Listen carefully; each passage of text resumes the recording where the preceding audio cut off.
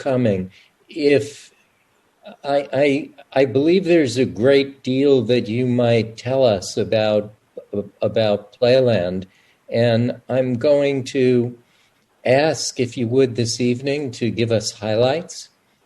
And as we will be delighted to welcome you back if what you wish to share with us would go beyond highlights.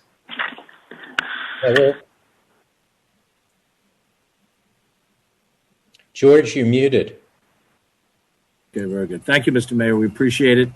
We'll try to be respectful of your time. We know you've got a long agenda. For Catherine Parker, who's here as county legislator, and myself, this is proving that Thomas Wolfe is wrong. You can go home again. Both of us had years on the city council, and we're happy to be back with those of you who are on the city council now. Try to give you an update about what's happening at Playland. I should point out that when you get to the county level, the legislative body and the executive body are two separate and distinct branches of government. So Catherine, while she is here as a representative of Rye, as we present these executive directions, the Board of Legislators has the opportunity and the right to impact them as well. So I don't presume that she automatically supports everything I'm about to say, but we have time to talk about those things as we go forward.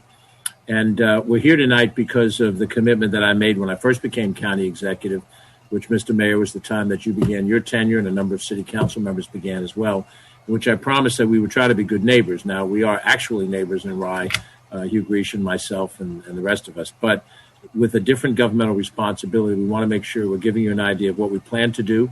Some of the things we're going to cover in outline still allow for flexibility, and some of them, for various reasons, are locked in. But we'll try to highlight those different things. And then just as you suggest, because it warrants a more detailed conversation, we'll try to have those conversations separately, either with the council or with the mayor and the city staff, however you choose to do it. But we're going to go over the following topics tonight, and then some of the people who I have here with me in the county administration will cover them. We're going to first touch on what our plans are for 2021 Playland operations. We do intend to open Playland this year, and Joan McDonald, our Director of Operations, will cover some of the basics.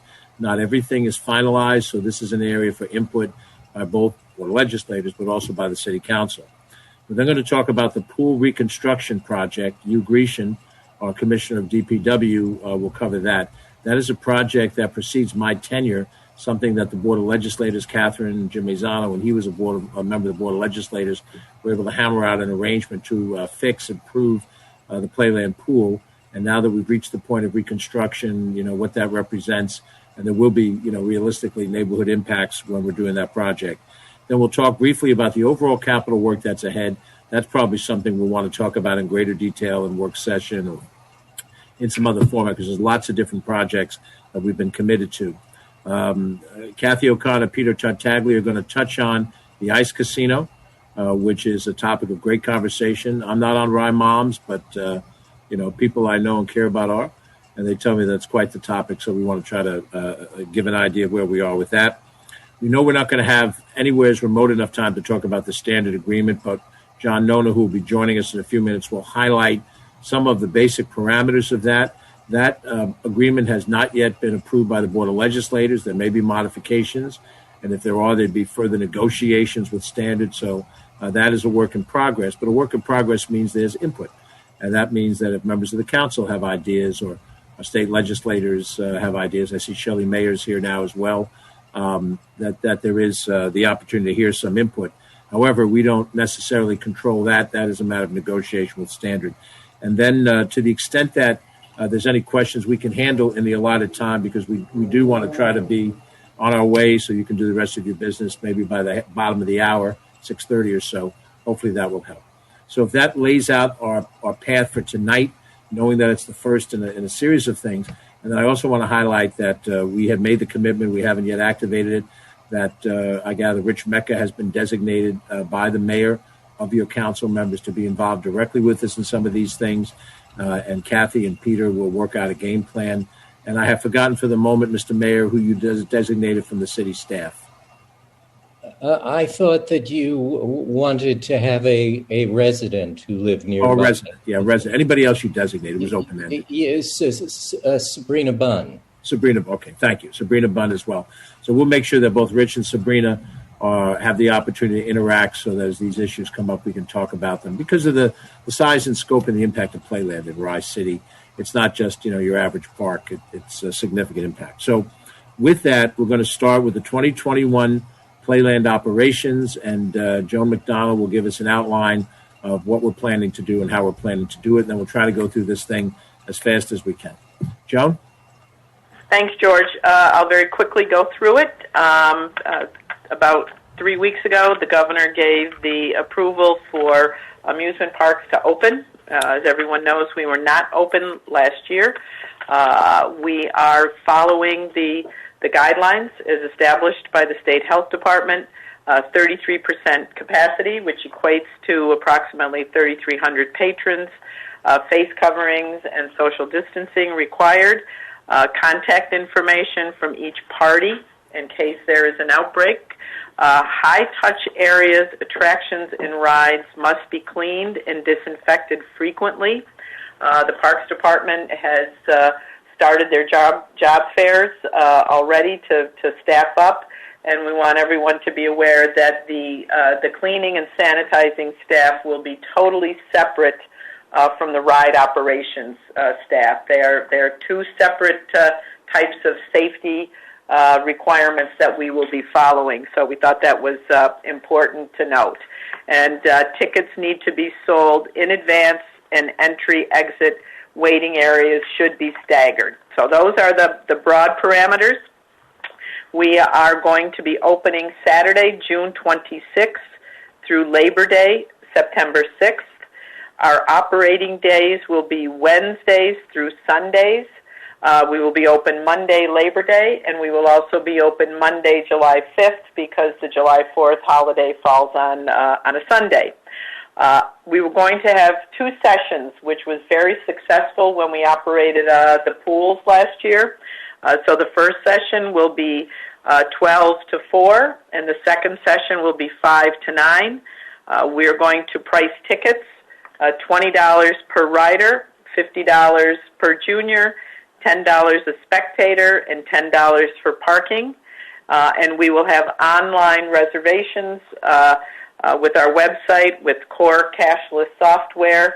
And we are looking forward to opening the park. The details of all of the cleaning staff, et cetera, sanitizing staff, the vendors at the park will be following the rules as established also, as will the Playland employees. And that's the broad brush opening plan.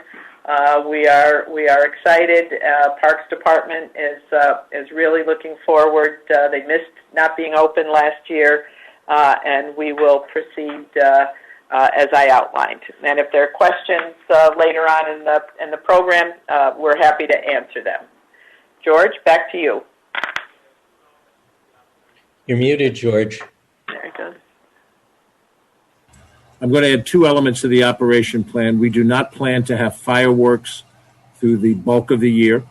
We normally would have them on Friday nights. However, we're reserving the option, depending on where we are with the pandemic, to perhaps have a Labor Day weekend fireworks display if we think we can manage it. And that's something that we would have to consult with Rye City before we do it, because we always get, a crowd at Playland, and we get a crowd outside of the perimeter of Playland, right in front of my house, for people that want to see the fireworks. And we don't know how we would socially distance that, but we want to delay. This is the end of middle of March. We don't know what the pandemic will look like by the end of August, and maybe it will allow for us to do that last weekend. But other than that, no fireworks are planned. And then the other issue that we will have to discuss with you and our police department, with the Rye Police Department, since we have to maintain a capacity limit, we have to have some means of interdicting people when we reach sellout limit. And that doesn't normally happen except on the 4th of July. And now that might happen more frequently because we're a reduced number of people. And we have to figure out where that point of interdiction is going to be and what overflow to that might represent to Playland Parkway and the cross streets of Rye. So that is a topic to be discussed between city police, county police, and city decision makers and county decision makers. So I wanted to add those two things to our mix of things that we should talk about since we're going to open up at the end of June, this is the middle of March, we have time to work through these things and think through whatever we think is the best strategy to try to do that jointly. Next, I'm going to ask you, Grecian, to give an outline of the pool reconstruction project so we can get an idea of the timeline there. And as you can imagine, when you're changing the whole structure of the pool, that's going to be a pretty major project. Hugh? Yeah, good evening, everyone. We're going to get that slide up for you soon.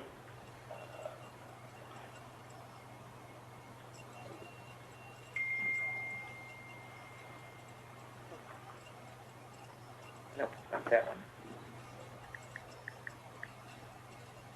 There. One back. One back. There you go.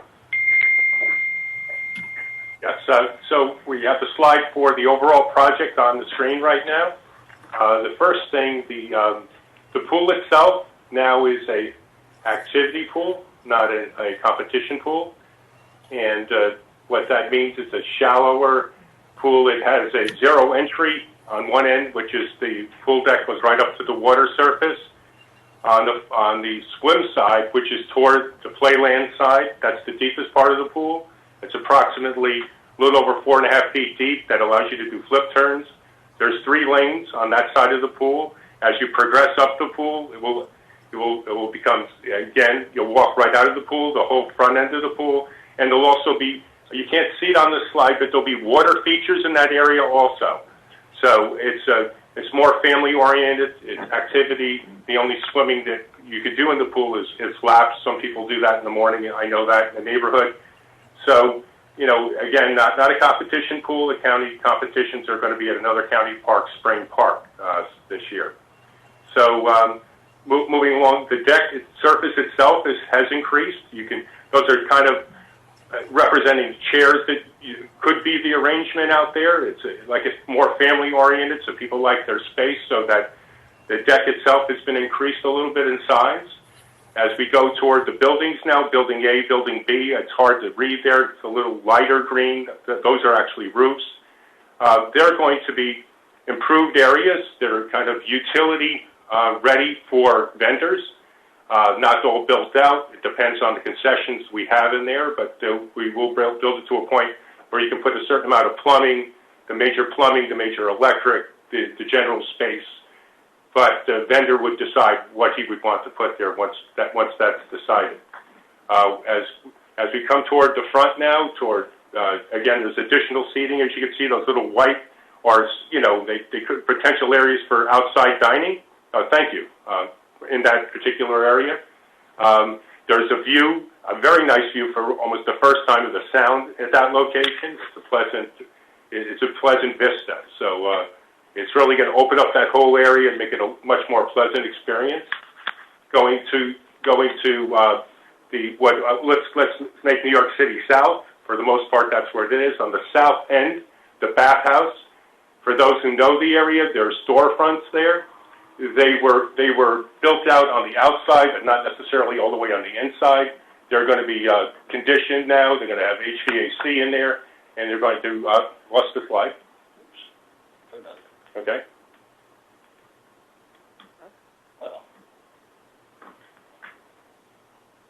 We'll be right with you. Keep going. Okay, we're back. So, that lower area is where, if you're out on the boardwalk now, that white area is the concrete area. The dark, like gray-brown area is the existing boardwalk. As you walk through there, those storefronts there haven't been utilized, and we're going to be utilizing them for the first time once they're conditioned. Like I said, it could be used year-round. Toward the back of those stores, underneath, is an area that could be used for activity. So, again, I'm going to interrupt just for a second. I think given the time that we have available, what's helpful is the time frame for the reconstruction. The plan is obviously what you're referring to, but I think the council will want to know when construction is going to start, the hours, what that's going to look like, and how that may impact folks. Okay. So the start of construction will be sometime in April. We are working with the contractor now. The bid has been awarded, and we're moving forward with the the necessary paperwork to get that done. You will see activity out there sometime in April. The time frame is almost a full 2 years. It's going to be open for the 2022 season, and hopefully the beginning, but we can't really set that yet. We haven't got to that detail. We have to see what we'll run into in the project as any construction project goes. We are, again, demolishing that whole area.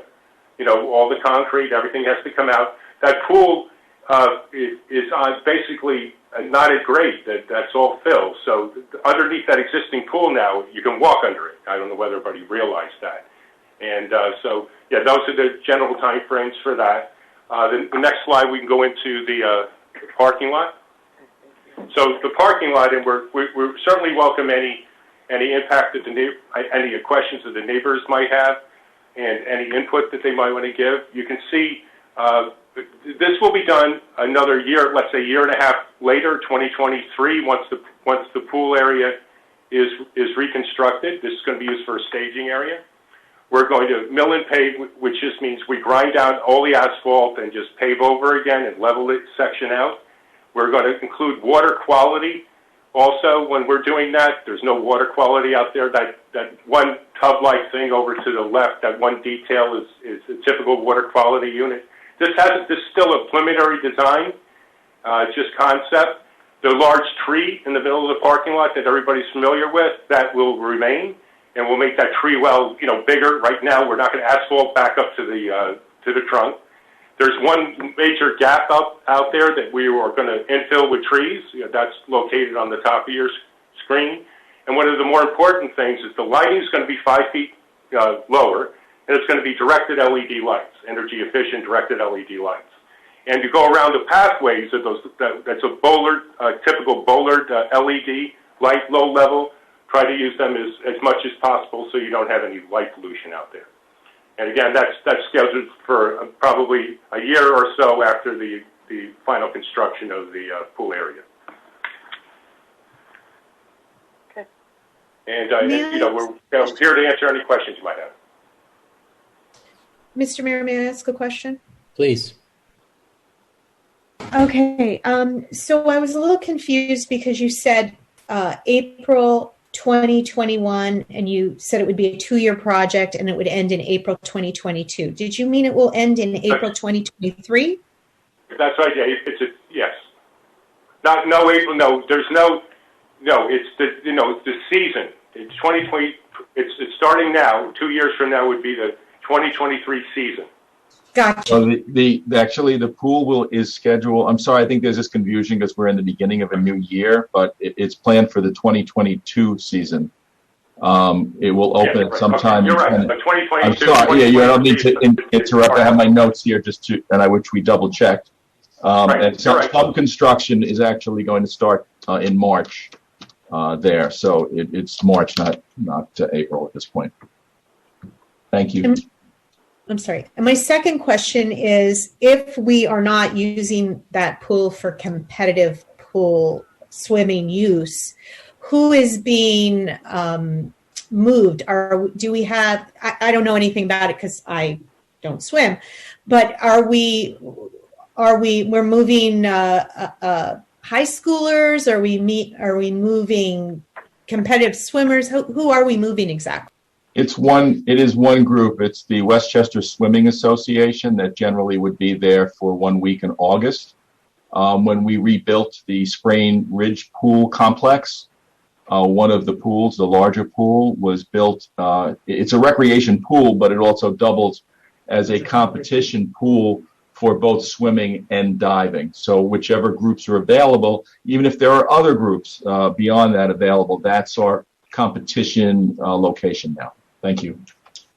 Okay, and my last thing, the stormwater treatment at the boat basins, if I could give you guys a chocolate, I would. I am so happy that you are doing that. I am in love with the idea. I hope it takes off everywhere. I hope we start doing it all over the county. Thank you very much for doing that.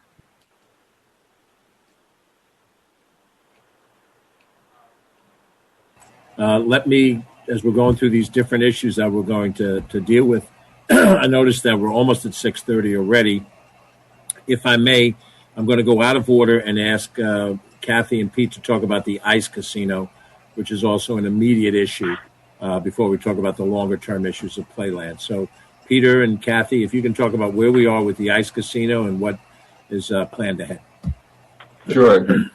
Thank you. We are, as you know, it's been closed for COVID, and we are in the process of, and we have approval for this, designing, purchasing, and installing new HVA filtration and bipolar ionization units. Because of COVID, this is what is recommended to have in indoor spaces. In some places, I'm not saying it's required in ice casinos, right, or in ice facilities right now, but it's starting to be required in other facilities. That will mitigate measure for the safety for the public. The current plan for the main rink after this work is done is to reopen for the fall season. While we're taking a look at that building, there are many infrastructure needs in the ice casino, specifically on the two wings of the building. And as part of our long-term infrastructure repairs, we're looking at scopes of work right now, specifically for the studio rink side and other issues that are in that much old building that needs some help. So right now we're looking to have it open for the fall season, the main rink only. Thank you. And Peter, thank you for the email and the information you've been sending along up to this point. It's helpful. So in that repair, I mean, are you talking about, bathrooms and ceiling? I mean, the ceiling is sort of, broken in places and things. Is that all going to be? And I'd heard like the cooling system was also a little bit on the fritz. So is that all part of the main rink, renovation? And are we looking as far as the bathrooms and things like that? What we're trying to do, there's, it's, even though there's sections of that building, it is one building. It runs on several systems. Some of the systems are very old in there. What we are doing now is just making it really healthy for the public to get the main rink open for the 2021 fall and then into the winter season. We have a designer. We're looking at the entire building, which would cover all of what you're talking about: bathrooms, older cooling systems, other amenities. The studio rink, needs a full rebuild. So we are looking at. We're not prepared to say how that will work and what a schedule for that would be yet. But we have a designer on board now, and we're getting a closer look at what we're going to need to do, and then we will work through the county process on that. I think the important thing to understand is that to get it open for the 21-22 season, we will make it functional, but we won't really be addressing the underlying issues. And if we do that, there's a capital project that we're going to have to put together. It's going to have the approval of the board of legislators. There's going to have to be full vetting of it. And it's possible if we get to the meat of what has to be done there, we may have to close it for a full season in order to do the work we have to do. We haven't gotten to the point yet of even making that decision. It will be open for 21-22. But at some point in time, and as I said, this is yet ahead of us, to fix it properly, we may have to close the place for the 22-3 or 3-4 season, just as we're doing with the pool, because it's that massive a fix that we're going to have to undergo if we really want the place to look right. And Julie, some of the things you talked about have to be part of a full fix. So make it operative for this hockey season, not just hockey, but make it operative for this season so we have it, and then do the planning necessary and make the longer term. So to make sure I understand that, George, you're sort of parallel pathing. You're like getting it up and running, but then putting the plans together for sort of future overhaul that needs to happen. Right. Okay. Thank you. I'm going to take the executive privilege of saying that to discuss the overall capital work that is needed at Playland is much longer now than we're going to have time for. So why don't we put that on our list of the follow-up session that we'll have, whatever that session is, as the mayor, Greg, and the council wants. And some of that can be in person. There's a lot of capital improvement needed at Playland. I think you realize, I certainly do, that there was years of neglect at Playland, which we are now trying to catch up on. Years and dollars worth of neglect. And so to fix all those things, we really just need to go through a longer discussion. But that discussion should note that we have approved and bonded through the Board of Legislators all of the different projects we're going to talk about. And when Standard takes over, they also have made a commitment to capital improvement at the park, separate and distinct from what we're doing.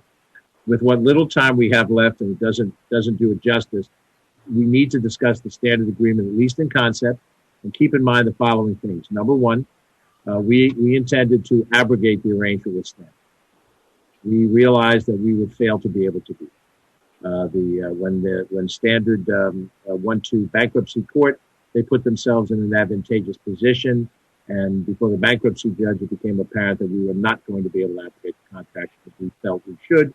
So we started the negotiation process to make the best of the situation that we had, and the deal that we have that's before the Board of Legislators for their scrutiny represents benefits as best as we had leverage to negotiate. Nothing is perfect. Nothing's everything we wanted. And then in addition to that, as the board does their discussion, there may be some issues that even wind up before the state legislature and all of these things. And I know Steve and Shelley are both here. So there's some gray areas as to how this is all going to play out. But the bottom line is that the original deal was struck by my predecessor. It was a 30-year deal. It gives Standard the ability to do quite a few things out there. We have some control over it, but it's not operational control day to day. And that could fundamentally change the nature of the relationship between the park and the community.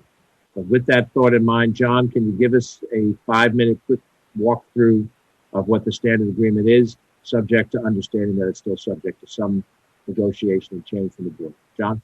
John Nona. Follow up on what George said. When Standard filed for bankruptcy, we were able to terminate the agreement. We were faced with the project that they could cure any breaches that we had claimed, show that they had the financing, and assume this contract, and we'd be stuck with the original contract. And the judge recognized that the existing contract was problematic and had some ambiguous provisions. So we worked for almost 10 months to try to improve it, and in some respects we did, in other respects we had to give in order to get improvements that we saw were necessary. I'm going to touch on some aspects of the contract that I think are important to the city of Rye. First, Playland still has to be managed and operated as a public park. The uses of the park cannot change. The county does have oversight. The county has access to the park at any time to monitor what Standard is doing and make sure Standard is following the rules and regulations that the Commissioner of Parks and Recreation has to approve, and that the park is operating as it should be, as a public park open to the public. Second thing that's important, I think, to the city of Rye is Standard has to guarantee access to the non-gated areas of the park, free access to the beach, the boardwalk, the parking lot, and other aspects of the non-gated areas. Of course, in the on-season, they can charge for the beach and the parking lot, subject to the fees being approved by the Commissioner of Parks. They have to submit an operating plan every year with any change in fees, any change in what they're doing. It has to be approved by the Commissioner of Parks and Recreation. So there's control over how they're operating the park. They don't have free reign to operate the park any way they want. And by the way, the access to the beach includes not only the public, but non-leashed dogs. So that's actually in the agreement. As far as other concerns that might affect the city of Rye, the agreement does provide that the city that in managing the park, the manager has to take into account the needs of the surrounding community and the concerns of the surrounding community, and take into account any issues that Rye raises. Now, that's something that we will be very attuned to, and we've pressed on the manager the need to consider the interest of the city of Rye. They can't create any public or private nuisance. So we think that the city of Rye is protected, and the access to the areas that people have enjoyed over the years are protected. I want to spend a little time on their capital projects. They have to invest at least $27.750 million of new money, despite what they spent in the past, in physical improvements to the park. And that includes, and one of the biggest changes, one of the major improvements in the agreement is the county has much more control over what they're doing, to review their plans and specifications, specific criteria having to do with maintaining the architectural style of the park, complying with the historic requirements, and just other controls over how the park, how their projects are conducted. And that includes rides, and any construction that they do. We don't expect them to do major external construction. Most of their projects will be games, rides, and food establishments, internal, inside food establishments rather than external construction. And that and they can bring in new rides, but those rides are subject to review by the county, that they could be put in a safe place, that they're historically compatible with the park and other criteria. So we really improve the ability of the county to monitor and to approve what capital project standards puts into the park, and they have 3 to 5 years to complete those projects. If they don't do it, the contract can be terminated. That's a rough overview. Happy to go into more detail in another meeting.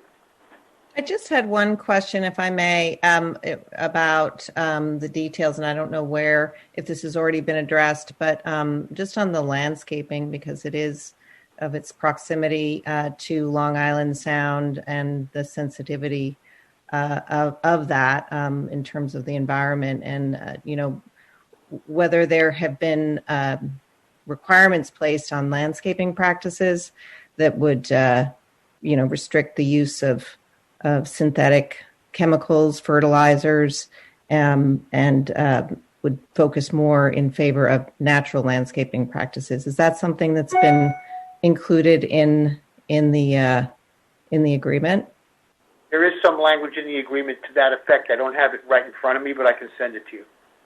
All right, thank you. I have a question as well. This is years ago now, there was some conversation about a row of restaurants to essentially greet people as they drove into Playland. I think that there was some thought that there would be restaurants either along the pool frontage or replacement of the pool. John, you mentioned internal restaurants, but not external ones. Are those plans for what then seemed to be, I would have characterized them as external restaurants, now gone? I don't know, because we haven't seen a specific proposal, but I do know that I think our capital plan provides for a space that could be used as a restaurant off the Fountain Plaza. Is that right, you? I think. Yes. Yeah. Yes. That was part of our capital plan to externally do that, and then Standard would be responsible for the cost of the internal preparation of that space. If I could, I don't see a plan for a row of restaurants. There's no plan for a row of restaurants. if I could, I also addressed the mayor's question. Obviously, there was a debate about the pool years ago, whether it was going to stay or go. It's staying. Obviously, we've shown you the plans. There will be some restaurant, outdoor restaurant areas and a very small indoor areas that were there originally, back in the day. And we've had one running over the last umpteen years. One of the areas, around the Fountain Plaza, which was a restaurant, is going to become a restaurant again, closest to the ice casino, which is really, even though it's part of, not inside the amusement park, it's a very small restaurant. It's some indoor seating and some outdoor seating.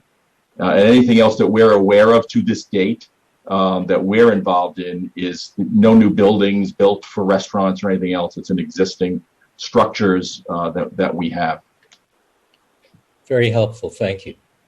If I may jump in with a quick question, just to follow on with what Sarah said, just and kind of beyond the landscaping issue, just in terms of construction next to the water or any other environmentally sensitive areas, I presume that's being looked at as well and being considered so that there isn't, a great deal of construction, or whatever construction does occur next to these areas will be monitored very closely for impacts to the sensitive areas.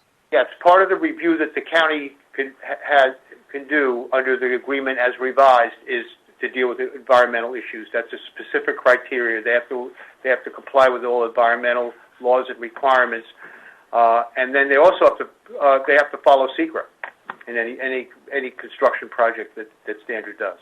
Yeah, under the pool project, there's what they call a sediment and erosion control project. So yes, there's silt fence, there's silt bags, there's staging, phasing. You know, you don't place a pile of soil next to a catch basin going into the sound. Bad example. So yes, we monitor that during construction and correct anything that needs to be done. So yes, that is already built into that pool project, and it will be continuing to be built into any project done out there.